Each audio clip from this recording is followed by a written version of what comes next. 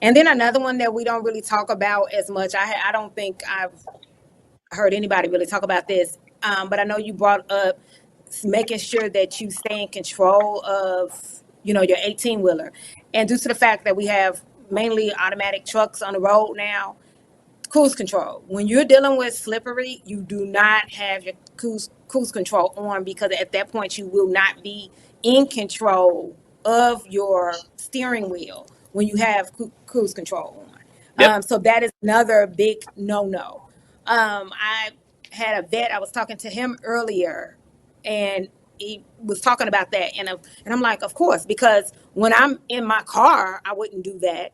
And he was talking about it, just casually talking about it, but that's not something that a driver that doesn't have a lot of experience would even probably think about, especially if they were trained on an automatic, because they are not used to the differences between the different trucks. So don't have your cruise control on. Also, go and be really, really careful on your exit ramps. Remember that your exit ramps are going to be your most iciest or your most slick surfaces are going to be your exit ramps.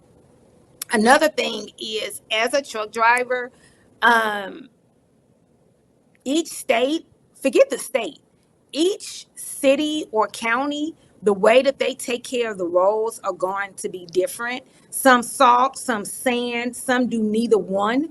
When it comes to snow and things like that, so you have to be mindful of that, those type of conditions, and the abruptness when it comes to that. You will see the difference. Oh, this politician or this county does this and this one doesn't do that at all. Those are the ones that I really jotted down, that I know I don't hear anybody talking about that much, but we hear on the telephone that actually rule drivers out, as far as us being able to put with the company.